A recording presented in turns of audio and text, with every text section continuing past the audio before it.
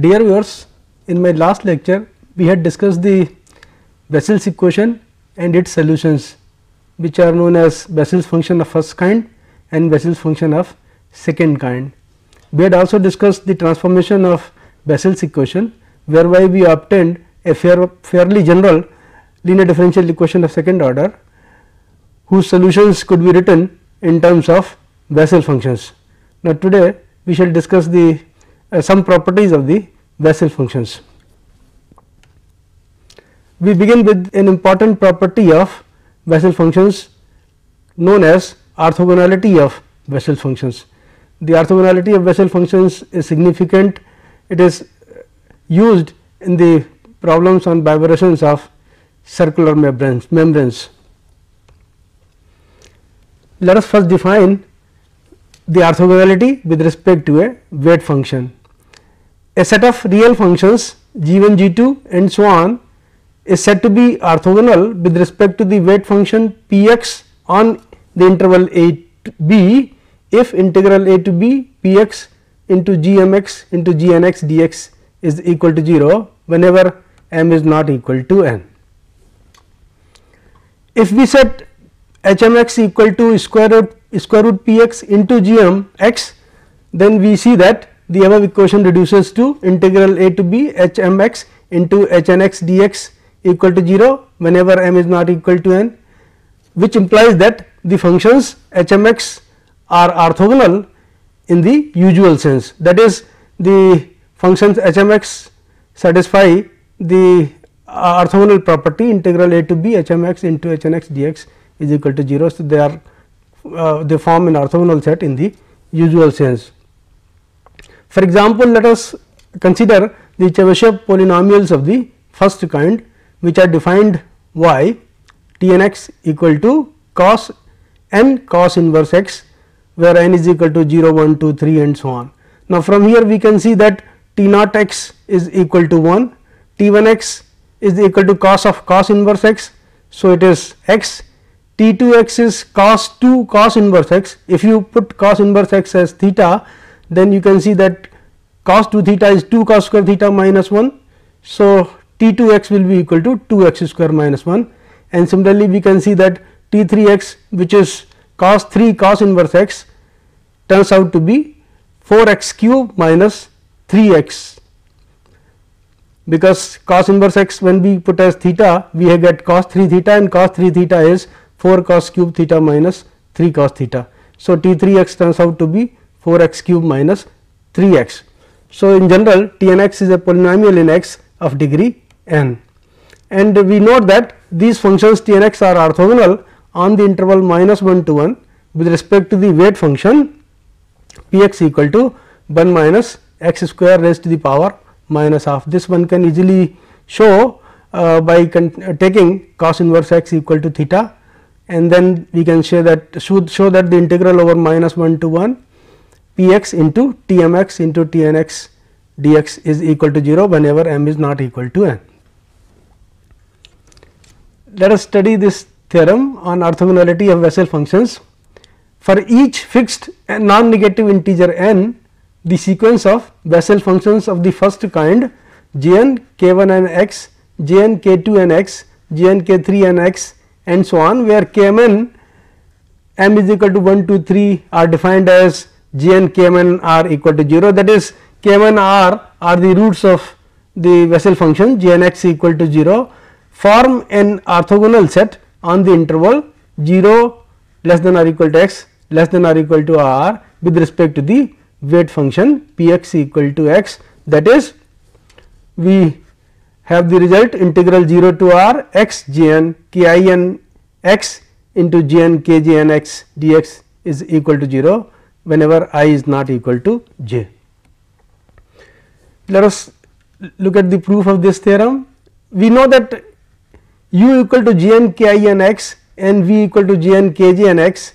I not equal to j are solutions of the differential equations x square u double dash plus x u dash plus k I n square x square minus n square into u equal to 0 and x square b double dash plus x b dash plus k j n square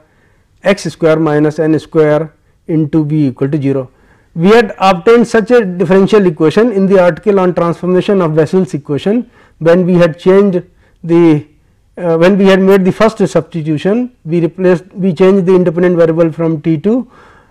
lambda x there. So, from that it comes that u equal to Gn Kin x is a solution of this, and V equal to Gn Kgn x is a solution of this equation number 2. Now, let us multiply the equation 1 by V over x and equation 2 by u over x and then subtract. We shall get x times u double dash b minus b double dash u plus u dash b minus b dash u plus Kin square minus Kgn square x into u into V equal to 0. Now, the first two term in the last equation can be combined, and we may write them as the differential of x into u dash b minus b dash u, and then the third term is as it is Kin square minus Kgn square x into u into V equal to 0. Let us now integrate with respect to x over the interval 0 r. Then we shall have Kgn square minus Kin square into 0 to r x into u into V dx equal to x into u dash b minus b dash u evaluated over 0 r. Let us substitute the values of u and b here. The right hand side becomes x into the derivative of u is Gn Kin x. When we differentiate that with respect to x, we get Kin into Gn dash Kin x. V was Gn Kgn x, then minus b dash is Kgn into Gn dash Kgn x, and u is Gn Kin x. So, when you put the limits r and 0 here, then because of the fact that Gn Kin x, Gn Kin r is equal to 0 and Gn Kgn r equal to 0, when we put r equal x equal to r here, this becomes 0 and also this becomes 0, and when you put the lower limit x equal to 0, again because of x here, this whole thing becomes 0. So, we have the right hand side equal to 0, and this therefore implies that if I is not equal to j, we can divide by Kgn square minus Kin square into the in this equation, and that will give us integral 0 to r x into u into v dx equal to 0. Replacing the values of u and v, we get integral 0 to r x into Gn Kin x into Gn Kgn x dx equal to 0. Next, let us study the case I is equal to j. So, let us assume that Kin r is a 0 of Gn x equal to 0, that is, we assume that Gn Kin r is equal to 0, and let us assume that Kgn goes to Kin, then integral 0 to r x Gn square Kin x dx can be expressed as the limit of 0 to integral 0 to r x Gn Kin x into Gn Kgn x dx as Kgn goes to Kin. Now, from our last slide, we see that integral 0 to r x Gn into Kin x dx into Kin x Gn Kin x into Gn Kgn x dx can be written as Kin into Gn dash Kin r into Gn Kgn r over Kgn square minus Kin square, because Gn Kin r is equal to 0. So, this limit of this multiplied by r we have, and then this becomes r times Kin into Gn dash Kin r into limit Kgn goes to Kin r Gn dash Kgn r over 2 Kgn. This we get by using the L'Hospital's rule, because this is of the form 0 by 0 when Kgn goes to Kin. So, differentiating with respect to Kgn, we get this expression as this, and which is equal to half r Gn dash Kin r whole square, and that is further equal to r square by 2 Gn plus 1 square Kin r,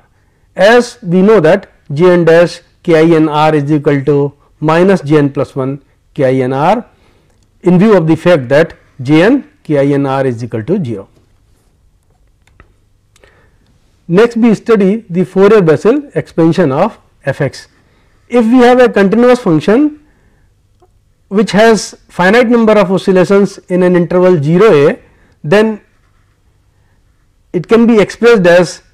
in terms of Bessel functions of a given order n. So, let us say f x, we want to write f x as an infinite series in terms of Bessel functions of order n, then we assume that f x is equal to C 1 into G n lambda 1 x plus C 2 G n lambda 2 x and so on, or in short we can write the function f x as sigma I equal to 1 to infinity C I G n lambda I x, where lambda 1, lambda 2, lambda 3 and so on are the roots of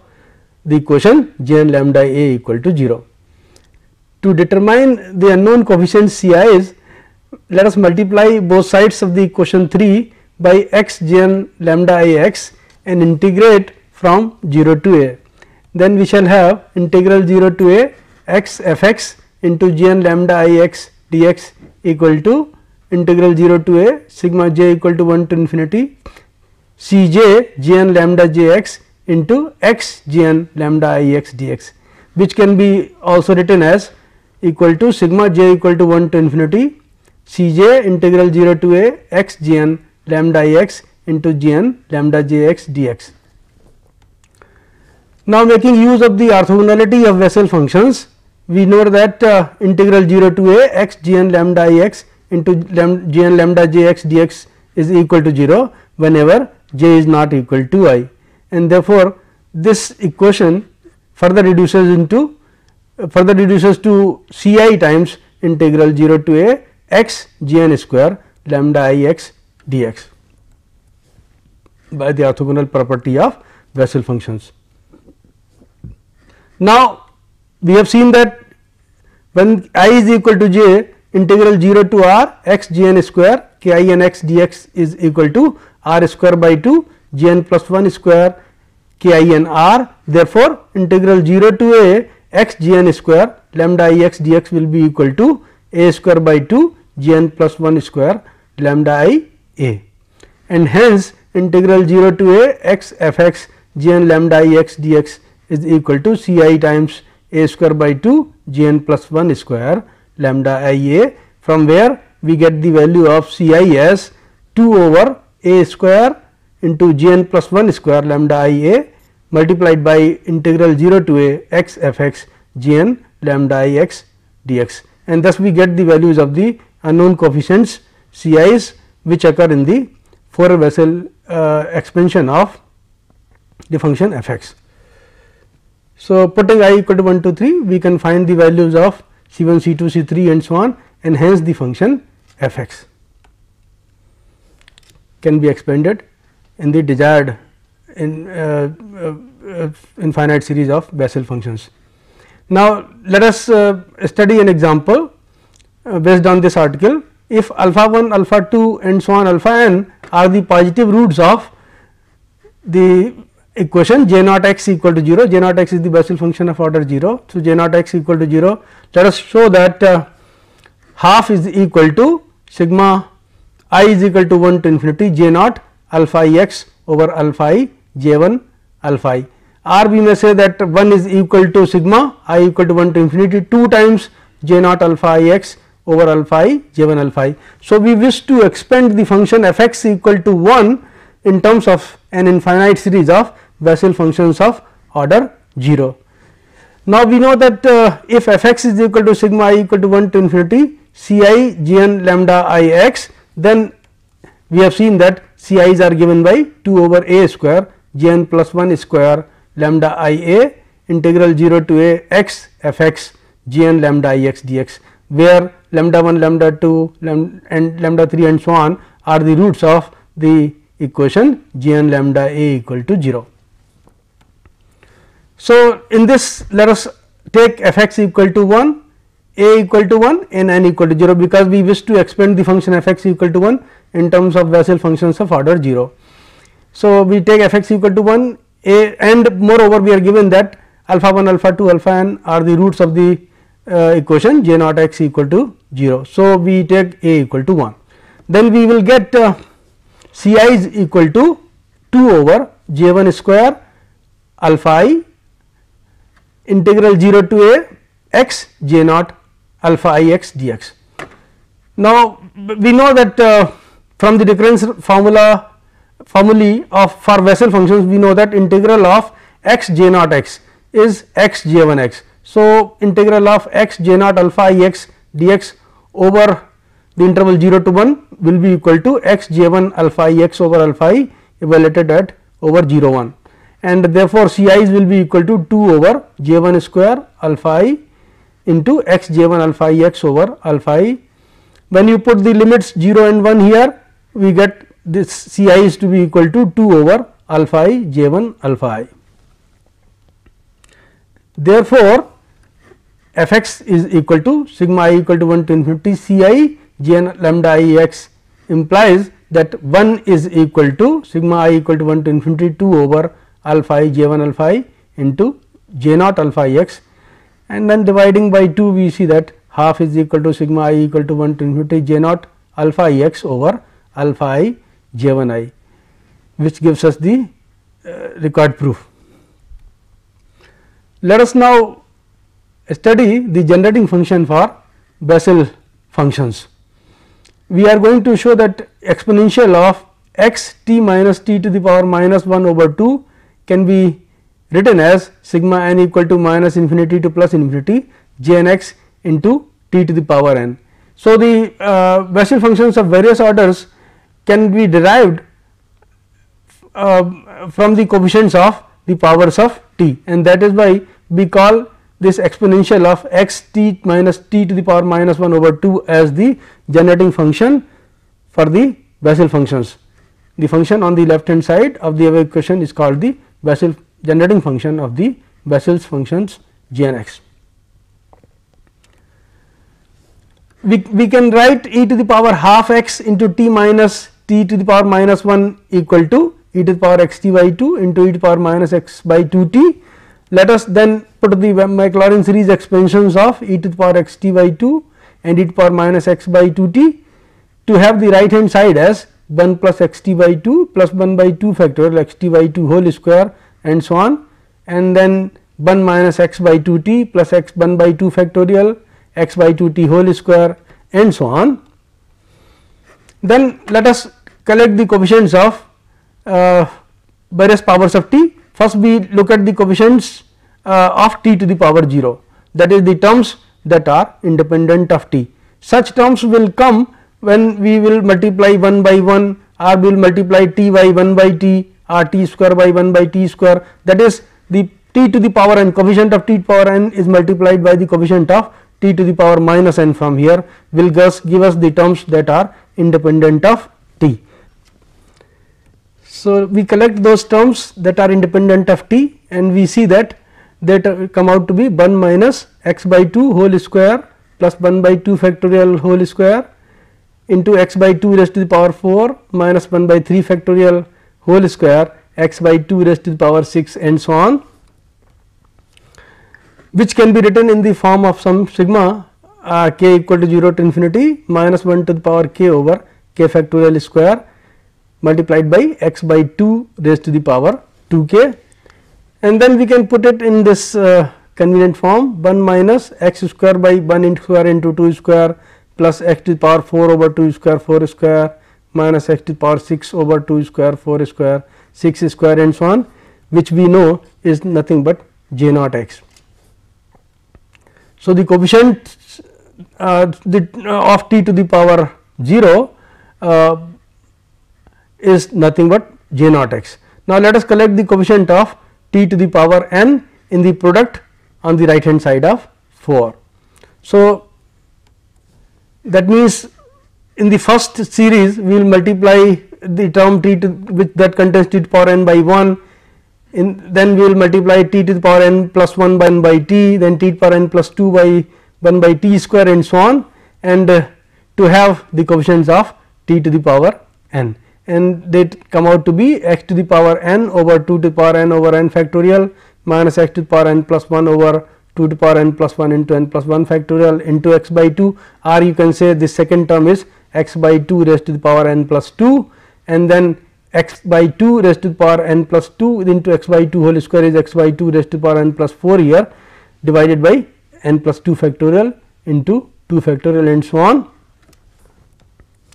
which can be written as sigma k equal to 0 to infinity minus 1 to the power k, then x to the power n plus 2 k over 2 to the power n plus 2 k into k factorial n plus k factorial, and which is equal to g n x. Next we collect the coefficients of t to the power minus n. So, for that we will multiply the coefficient of t to the power minus n by 1, then t to the power minus n minus 1 by t, and then t to the power minus n minus 2 by t square and so on, and we see that we get the coefficients of t to the power minus n as minus 1 to the power n into x to the power n over 2 to the power n into n factorial multiplied by this infinite series 1 minus x square over 2 into 2 n plus 2 plus x to the power 4 over 2 into 4 into 2 n plus 2 into 2 n plus 4 and so on, which is equal to minus 1 to the power n into g n x, and we know that when n is an integer, minus 1 to the power n into g n x is j minus n x. Hence, we can say that e to the power x into t minus 1 over t by 2, t minus 1 over t by 2 is equal to the term that contains that are independent of t is j naught x, the terms which give us the terms in t, t square, t cube, t to the power n and so on, their coefficients are j 1 x, j 2 x, j n x and so on, because we saw that the coefficient of t to the power n is j n x, and then the coefficient of t to the power minus n we have seen is j minus n x. So, the coefficient of t to the power minus 1 is j minus 1 x, the coefficient of t to the power minus 2 is j minus 2 x and so on, the coefficient of t to the power minus n is j minus n x and so on. So, we can write this in the form of the summation sigma n equal to minus infinity to infinity g n x into t to the power n, which gives us the required result. Now, let us study an example based on the generating function. Let us establish this recurrence formula for Bessel functions. G n minus 1 x plus g n plus 1 x equal to 2 n over x g n x. We had earlier shown this. Now, we are going to prove this using the article on generating functions. So, we know that e to power x into t minus 1 by t divided by 2 is equal to sigma n equal to minus infinity to infinity g n x into t to the power n. When we differentiate this equation with respect to t, what we get is this x by 2 1 plus t to the power minus 2 into exponential of x by 2 t minus 1 by 2, t is equal to sigma n equal to minus infinity to infinity n into g n x t to the power n minus 1. Now, let us we note that the left hand side can then be written as x by 2 into e to the power x by 2 t minus t to the power minus 1, and the generating function e to the power x by 2 t minus t to the power minus 1 is equal to sigma n equal to minus infinity to infinity g n x t to the power n. So, we get x by 2 into sigma n equal to minus infinity to infinity g n x into t to the power n, and then plus x by 2 into t to the power minus 2 multiplied to sigma n equal to minus infinity to infinity g n x t to the power n gives you x by 2 sigma n equal to minus infinity to infinity g n x t to the power n minus 2. So, left hand side becomes the sum of these two terms, and then it is equal to sigma n equal to minus infinity to infinity n g n x t to the power n minus 1. So, in this equation what we have done is simply we have put the value of e to the power x by 2 t minus t to the power minus 1 as sigma n equal to minus infinity to infinity g n x t to the power n. Now, we equate the coefficient of t to the power n minus 1 on both sides. The coefficient minus 1 here will be x by 2 into g n minus 1. The coefficient of t to the power n minus 1 here will be x by 2 g n plus 1, and the coefficient of t to the power n minus 1 will be n g n x, and that will give us the required result. Now, let us study the integral representation of Bessel function of first kind, that is g n x. We are going to show that the Bessel function of first kind of order n, which is an infinite series, can be expressed as an integral, which we call as Bessel integral, if n is an integer. So, let us put t equal to cos theta plus I sin theta. Let t be equal to cos theta plus I sin theta. Then the generating function for the Bessel functions e to the power half x t minus 1 by t will be equal to e to the power I x sin theta, because t is cos theta plus I sin theta. So, 1 by t will be cos theta minus I sin theta. So, t minus 1 by t will be 2 I sin theta, and therefore, e to the power half x into 2 I sin theta will give us e to the power I x sin theta, and by the Euler's formula we know that e to the power I x sin theta is cos x sin theta plus I sin x sin theta. Now, t to the power n plus minus 1 to the power n over t to the power n will be equal to t to the power n by De Moivre's theorem will be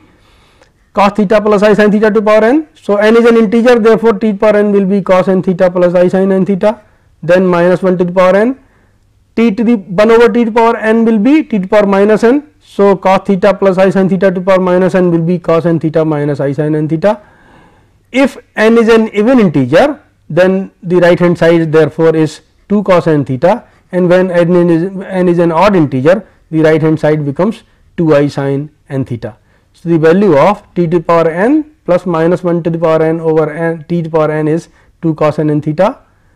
when n is an even integer, and it is 2 I sin n theta when n is an odd integer.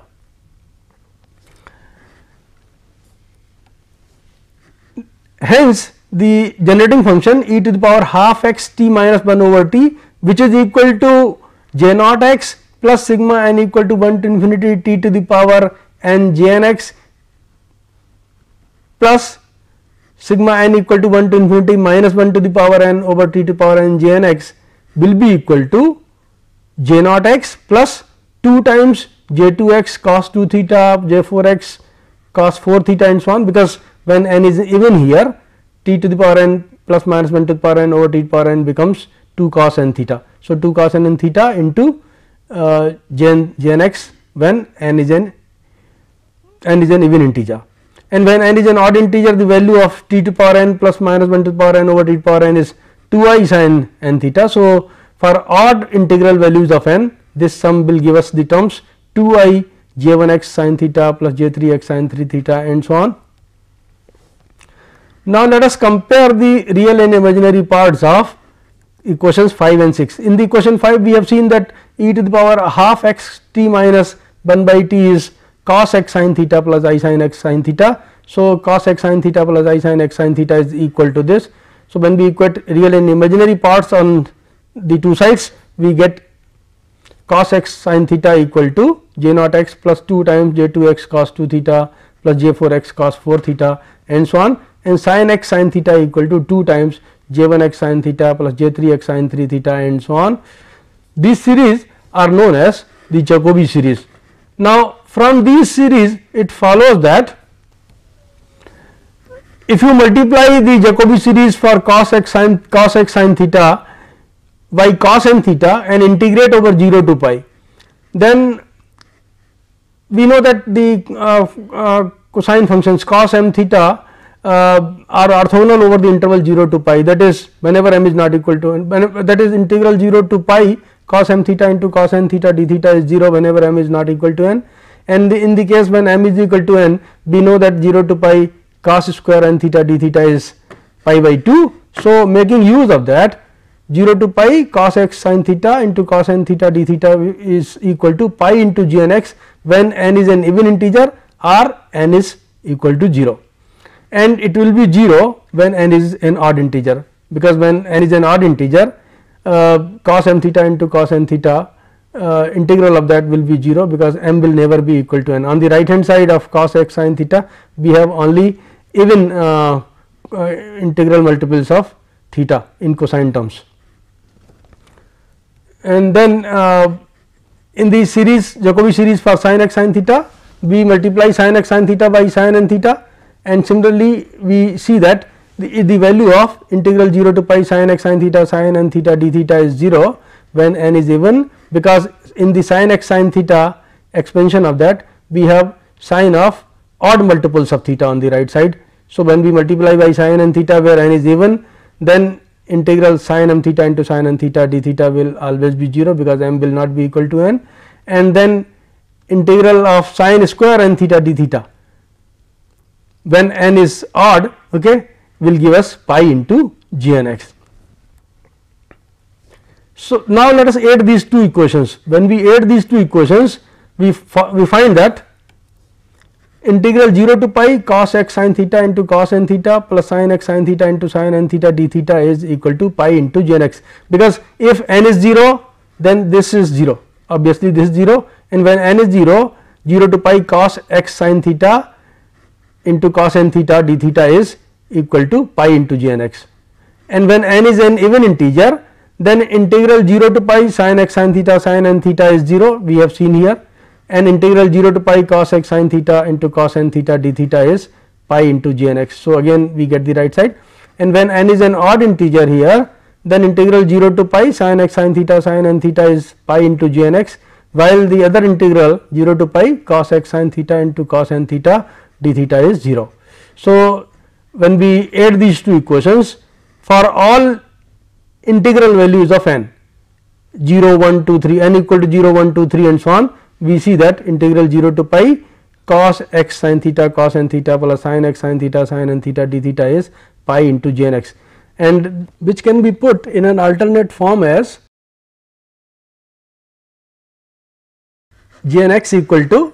1 over pi integral 0 to pi cos n theta minus x sin theta d theta, because we know that cos of a minus b is cos a cos b plus sin a sin b. For n equal to 0, from here we can see for n equal to 0 we get that j naught x is equal to 1 over pi 0 to pi cos x sin theta d theta. Now, using the property of definite integrals, we can see that if you put here theta equal to pi by 2 minus phi, if you make the substitution theta equal to pi by 2 minus phi, then this integral representation of j naught x changes into 1 over pi minus integral over minus pi by 2 to pi by 2 cos x cos phi d phi. Here we have put theta equal to pi by 2 minus phi. Now, since cos x cos phi is an even function of phi, making use of the property of definite integrals, we can write the integral over minus pi by 2 to pi by 2 cos x cos phi d phi as 2 times integral 0 to pi by 2 cos x cos phi d phi, and so we will get 2 over pi 0 to pi by 2 cos x cos phi d phi, which is equal to 2 over pi integral 0 to pi by 2 cos x sin phi d phi, because we have the property of the definite integrals that integral 0 to a f x dx is equal to integral 0 to a f a minus x dx. So, when you replace phi by pi by 2 minus phi here, you get cos x sin phi. Now, if you look at integral 0 to pi cos x sin phi d phi, then we see that 0 to pi cos x sin phi d phi is equal to 2 times 0 to pi by 2 cos x sin phi d phi, again by using the property of definite integrals, because we have a property of definite integrals which says that integral 0 to 2a f x dx is equal to 2 times 0 to a f x dx, provided f 2a minus x is equal to f x. So, making use of that property, these two are equal, and therefore, we have j naught x also equal to 1 over pi integral 0 to pi cos x sin phi d phi. Now, we also note that integral 0 to pi by 2 cos x cos phi d phi is equal to half of integral 0 to pi cos x cos phi d phi, because again when you replace phi by pi minus phi here, you get cos of minus x cos phi, which cos of minus theta is cos theta. So, you get cos of x cos phi, and therefore, again making use of the property of definite indefinite integrals, 0 to pi cos x cos phi d phi is nothing but it is equal to 2 times 0 to pi by 2 cos x cos phi d phi. So, the integral representation of j naught x has another form. J naught x can be also written as 1 over pi 0 to pi cos x cos phi d phi. So, we have two integral representations when the limits are 0 and pi of the Bessel function of order 0. One is j naught x equal to 1 over pi 0 to pi cos x cos phi d phi, another one is j naught x equal to 1 over pi integral 0 to pi cos x sin phi d phi. Now, we can arrive at this integral representation of j naught x in another way. From Jacobi series also we can get this integral representation of j naught x directly.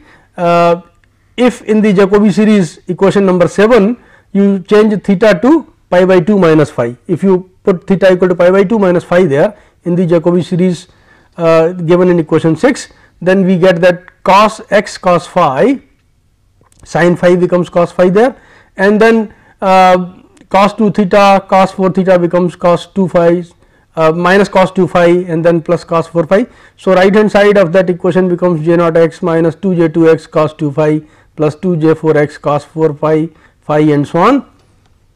And when we integrate this equation with respect to phi from 0 to pi, what we get is 0 to pi cos x cos phi d phi is equal to integral 0 to pi j naught x minus 2 j 2 x cos 2 phi plus 2 j 4 x cos 4 phi and so on d phi. Now, let us integrate it. We get integral of j naught x d phi with respect to phi is j naught x into phi, then 2 j 2 x sin integral of cos 2 phi sin 2 phi by 2, and then 2 j 4 x integral of cos 4 phi is sin 4 phi by 4. So, now let us put the limits 0 and pi.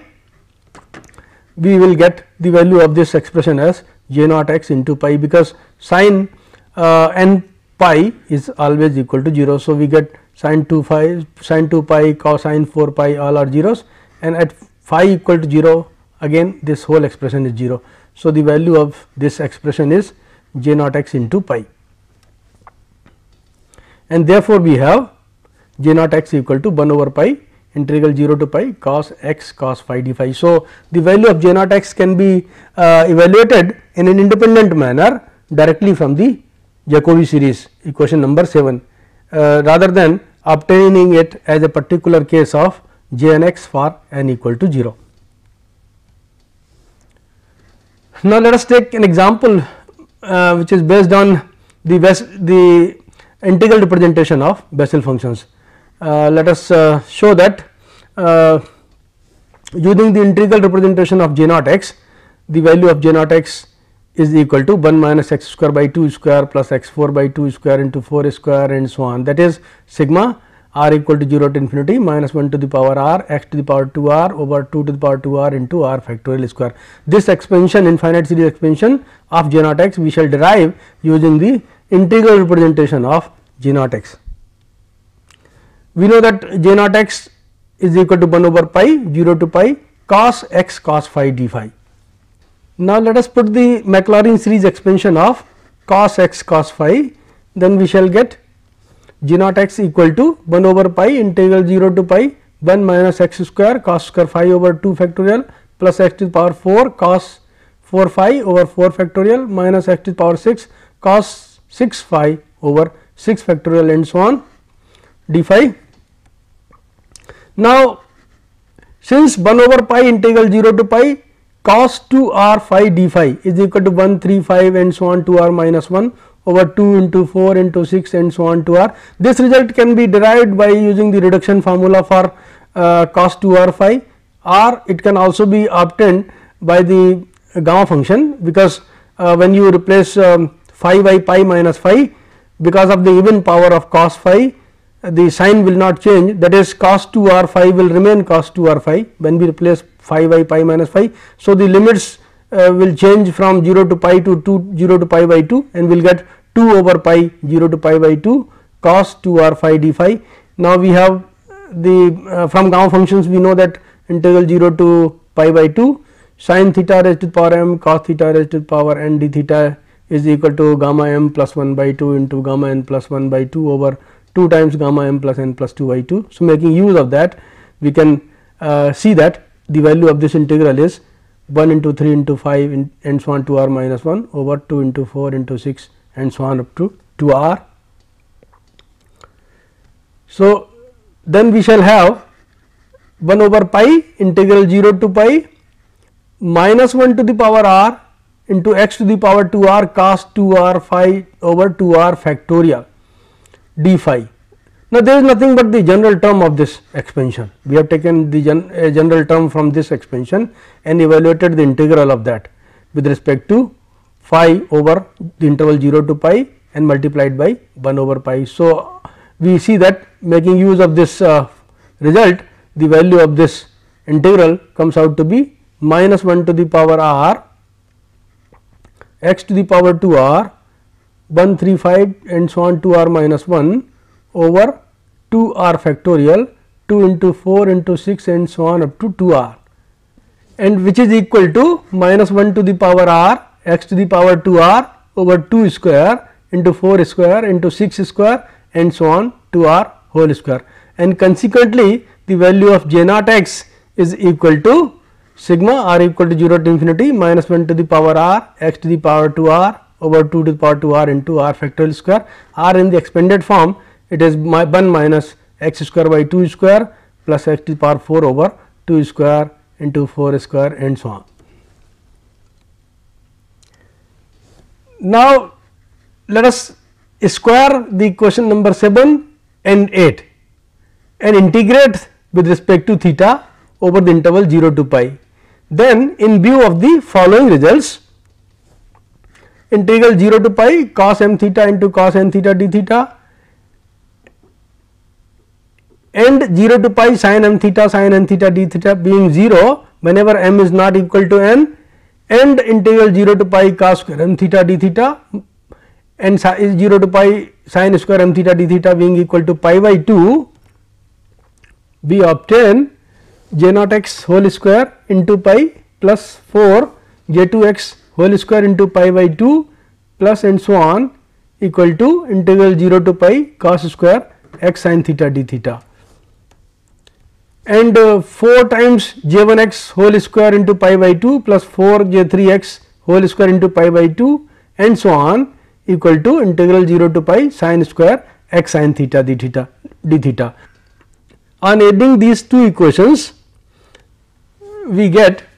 pi into j naught square plus 2 times j 1 square plus 2 times j 2 square plus 2 times j 3 square and so on equal to 0 to pi integral 0 to pi d theta, because cos square x sin theta plus sin square x sin theta is 1. So, the right hand side becomes integral 0 to pi d theta, which is equal to pi, and hence j naught square plus 2 j 1 square plus 2 j 2 square plus 2 j 3 square and so on is equal to 1. Now, from here we can easily see that we are adding positive quantity 2 j 1 square, 2 j 2 square, 2 j 3 square are positive quantities which are added to j naught square, and then we get this as equal to 1. So, mod of j naught square is less than or equal to 1, which implies that mod of j naught is less than or equal to 1, and 2 times j n square where n is equal to 1 2 3 and so on is less than or equal to 1. So, mod of j n, or you can say j n square is less than or equal to half. So, mod of j n is less than or equal to 2 to the power minus half or 1 by root 2. This holds for n equal to 1 2 3 and so on. So, these are the properties of Bessel functions of order 0 and Bessel function of order n, where n is equal to 1 2 3 and so on. Now, we shall study a modification of Bessel's equation. The differential equation x square by double dash plus x by dash minus x square plus nu square into y equal to 0 is called as the modified Bessel's equation of order nu, because we may write it as x square by double dash plus x by dash plus I square into x square minus nu square into y equal to 0, where I is the iota square root minus 1. And we know that this is Bessel's equation of order nu with the imaginary parameter lambda equal to, the parameter lambda here is imaginary, lambda equal to I. So, the solution of 9 is j nu I x equal to sigma k equal to 0 to infinity minus 1 to the power k I x to the power nu plus 2 k over 2 to the power nu plus 2 k into k factorial gamma nu plus k plus 1, which we may also write as I to the power nu into sigma k equal to 0 to infinity x to the power nu plus 2 k over 2 to the power nu plus 2 k into k factorial gamma nu plus k plus 1, because I to the power 2 k is I square raised to the power k, which is minus 1 to the power k, and minus 1 to the power k here also we have. So, minus 1 to the power 2 k will give us plus 1.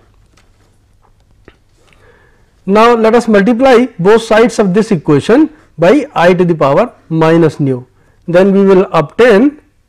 I to the power minus nu into j nu I x equal to sigma k equal to 0 to infinity x to the power nu plus 2 k over 2 to the power nu plus 2 k into k factorial gamma nu plus k plus 1, which is also a solution of 9, since I to the power minus nu is a constant. Then I to the power minus nu into j nu I x is called modified Bessel function of first kind of order nu and be denoted by I nu x. Now, if nu is not an integer, the function I minus nu x,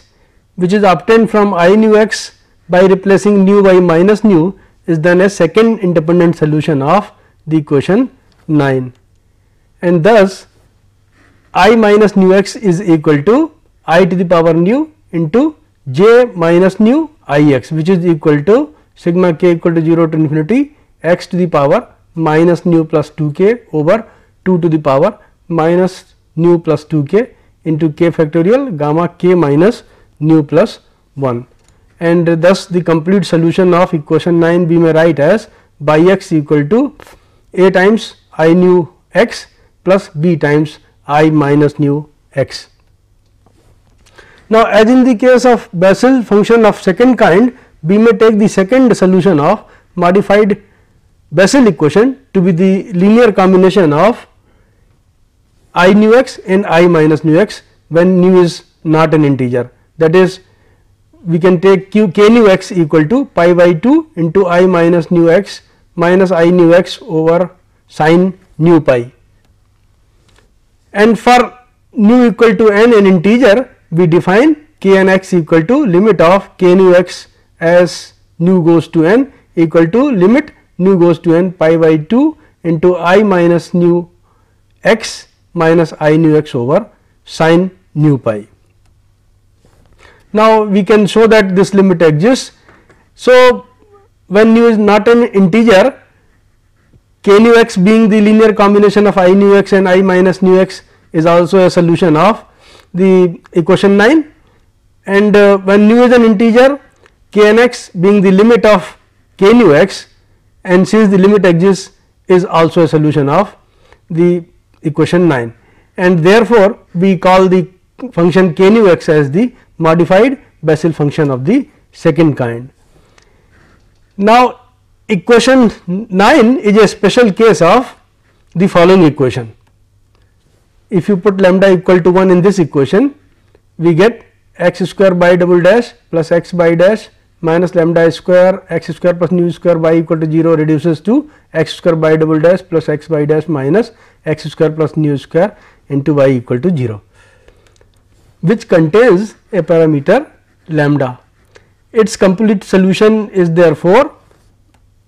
by x equal to a times I nu into I nu lambda x plus v times k nu lambda x, where nu can take integer or non-integral value. So, there is no restriction on nu. Now, when nu is not an integer, the complete solution may also be expressed as by x equal to a times I nu lambda x plus b times I minus nu lambda x, because we know that I minus nu lambda x is independent of I nu lambda x.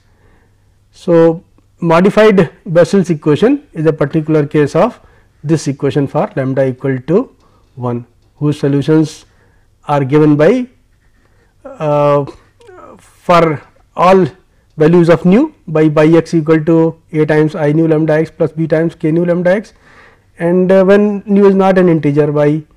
x equal to a times I nu lambda x plus b times I minus nu lambda x. In our next lecture, we shall discuss the Laplace transformation. Laplace transformation is very useful in engineering mathematics. The linear differential equation with constant coefficients are solved by using Laplace transformation method. When we solve the linear differential equation with constant coefficients by finding the complementary function and particular integral, then the constants that occur there, their values are obtained after putting the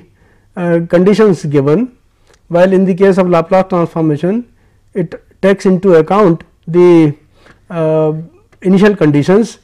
while taking the Laplace transformation itself. So, we do not have to find the values of the arbitrary constants after we have found the general solution, as in the as is the case while solving linear differential equation with constant coefficients. So, it is very useful for solving linear differential equation with constant coefficients. We can also solve simultaneous system of simultaneous linear equations by using Laplace transformation method. It is used in the study of electric circuits, then dynamical systems, and then many other problems. So, we will be discussing Laplace transformation in our next lecture.